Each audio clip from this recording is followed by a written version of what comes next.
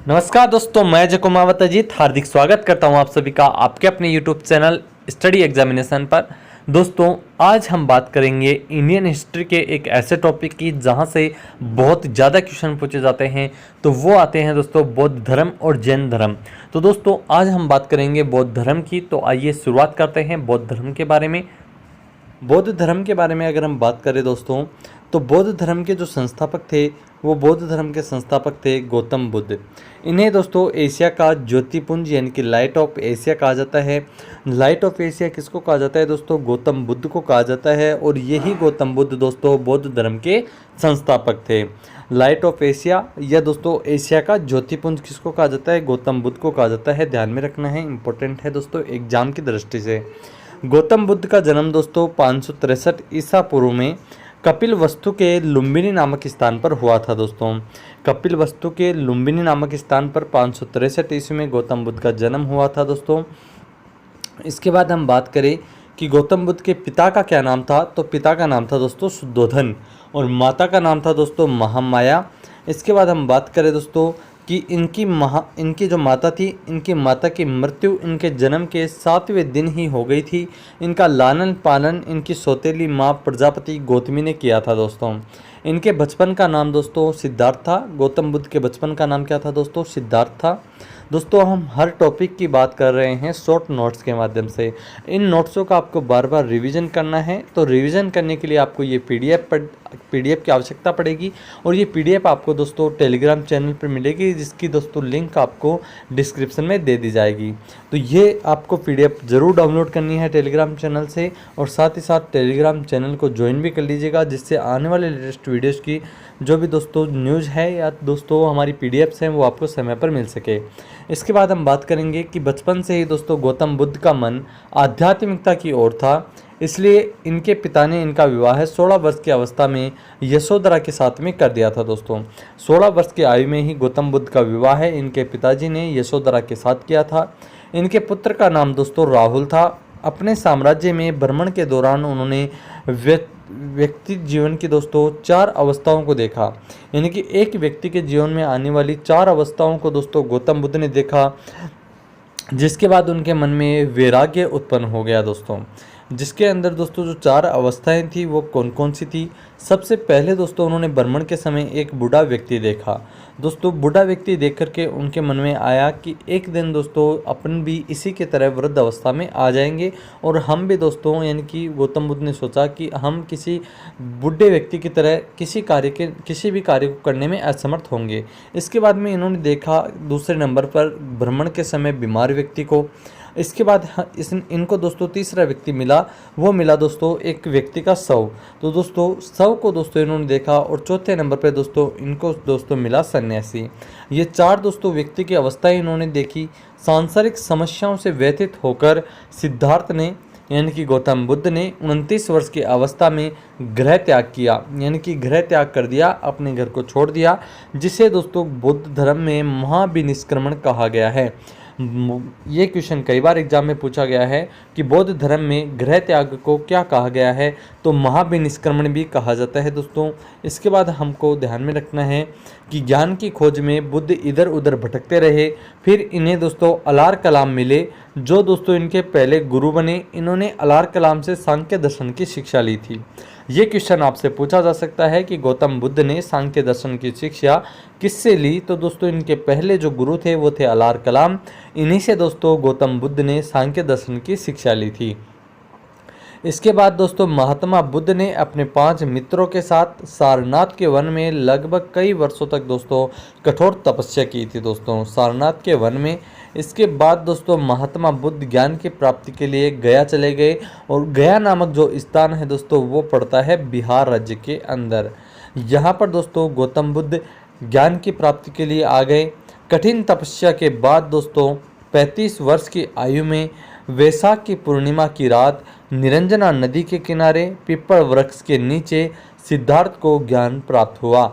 यहाँ से दोस्तों आपको हर लाइन के अंदर इसकी 3 लाइनें हैं दोस्तों, उन तीनों लाइनों में 5-6 क्वेश्चन ऐसे बनते हैं जो एग्जाम में बार बार रिपीट होते हैं कि दोस्तों कि कितनी वर्ष की आयु में गौतम बुद्ध को ज्ञान की प्राप्ति हुई, तो 35 वर्ष की आयु में। दोस्तों वो दिन कौन सा था, तो वो दोस्तों हिंदी माह का वैसाख की पूर्णिमा की रात थी दोस्तों। और दोस्तों नदी कौन सी थी जिसके किनारे दोस्तों सिद्धार्थ को यानी गौतम बुद्ध को ज्ञान की प्राप्ति हुई, तो वो थी दोस्तों निरंजना नदी। और दोस्तों पीपल वृक्ष के नीचे गौतम बुद्ध को, जिनके बचपन का नाम था सिद्धार्थ, को ज्ञान की प्राप्ति हुई। ज्ञान की प्राप्ति के बाद सिद्धार्थ बुद्ध के नाम से जाने गए और वह स्थान दोस्तों क्या कहलाया, बोध गया कहलाया दोस्तों। और बोध गया दोस्तों बिहार के अंदर ही पड़ता है। ज्ञान की प्राप्ति के बाद में सिद्धार्थ बुद्ध के नाम से जाने गए और वो स्थान जहाँ उन्हें ज्ञान की प्राप्ति हुई वो बोध गया कहलाया। बुद्ध ने अपना प्रथम उपदेश सारनाथ में दिया, जिसे बौद्ध ग्रंथों में धर्म चक्र प्रवर्तन कहा गया है, और उन्होंने यह उपदेश पाली भाषा में दिए थे दोस्तों। नोट की अगर हम बात करें कि यहाँ से विशेष बात क्या बनती है, तो दोस्तों बुद्ध ने अपने सर्वाधिक उपदेश कौशल देश की राजधानी श्रावस्ती में दिए थे दोस्तों। ये क्वेश्चन कई बार पूछा गया है कि बुद्ध ने सर्वाधिक उपदेश कहाँ पर दिए, तो दोस्तों श्रावस्ती में दिए थे। महात्मा बुद्ध ने दोस्तों 4 सत्य कथन कहे थे। वो 4 सत्य कथन कौन कौन से हैं, तो वो आपको ध्यान में रखना है। ये आपको दोस्तों एक बड़े क्वेश्चन के अंदर पूछा जा सकता है। हाई लेवल की जो एग्ज़ाम्स होती हैं उनमें आपको ये क्वेश्चन जरूर देखने को मिलेगा। तो वो दोस्तों जो 4 जो सांसारिक दोस्तों दुख थे उनके बारे में बताया है। संसार दुखों से भरा है। पहली बात ये दोस्तों 4 सत्य वचन बताए।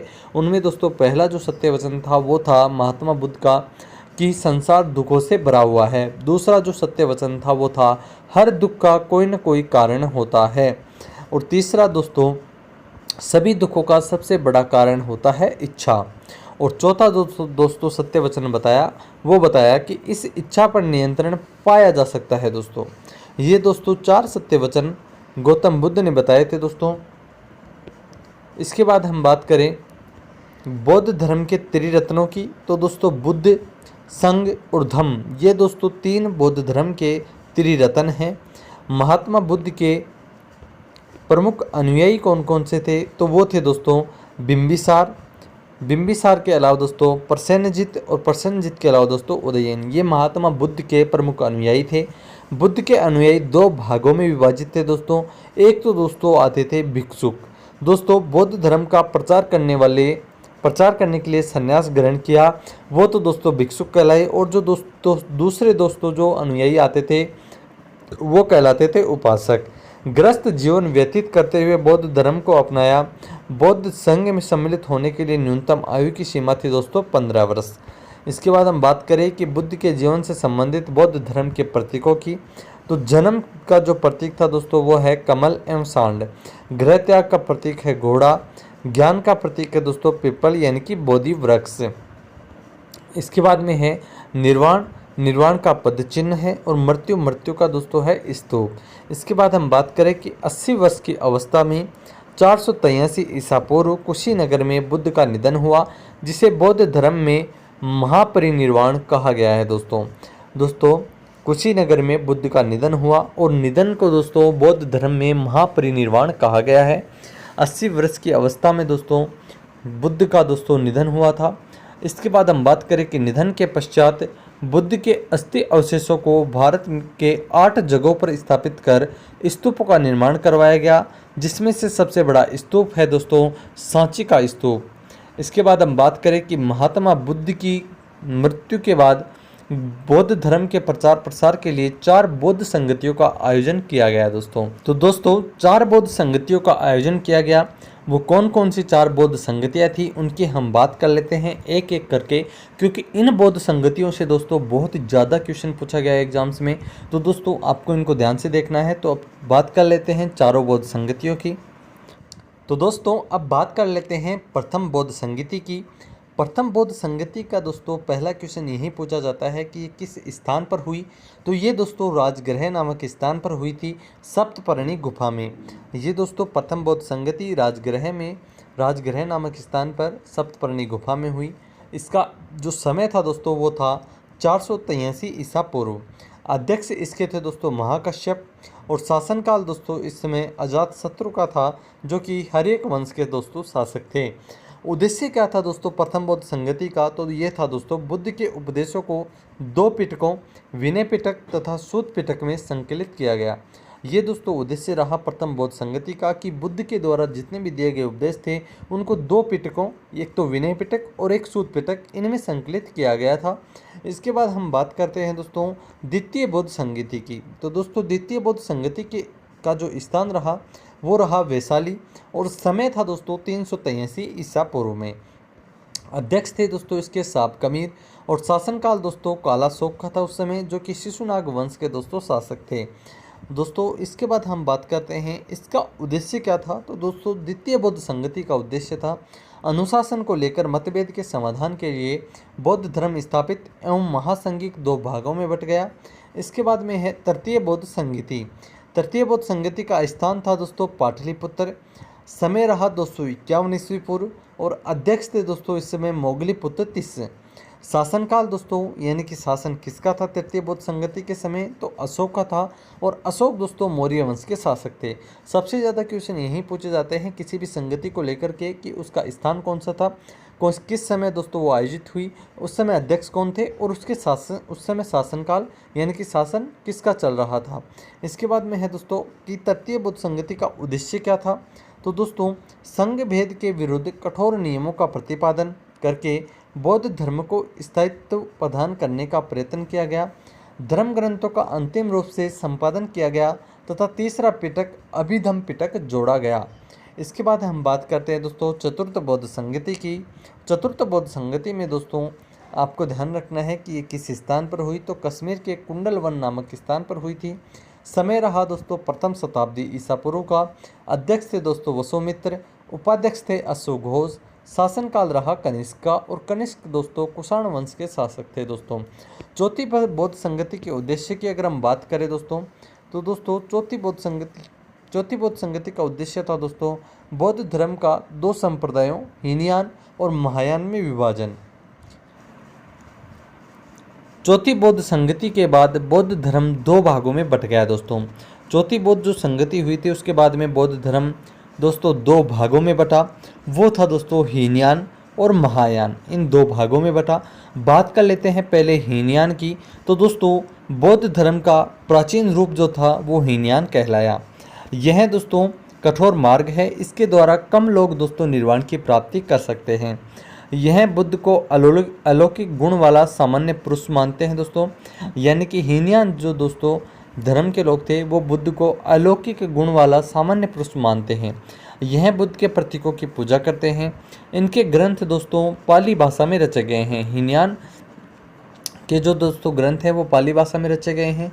ये कर्म एवं धर्म में विश्वास करते हैं दोस्तों। इसका प्रचार प्रसार लंका, वर्मा, थाईलैंड, कंबोडिया आदि देशों में हुआ था दोस्तों। इसके बाद हम बात कर लेते हैं दोस्तों महायान की। दोस्तों यह नवीन रूप है, बौद्ध धर्म का नवीन रूप क्या कहलाया दोस्तों, महायान कहलाया। यह सरल मार्ग है, इसके द्वारा अधिक लोग निर्वाण की प्राप्ति कर सकते हैं। यह बुद्ध को भगवान मानते हैं। यह बुद्ध की मूर्ति की पूजा करते हैं। इसके ग्रंथ संस्कृत भाषा में रचे गए हैं।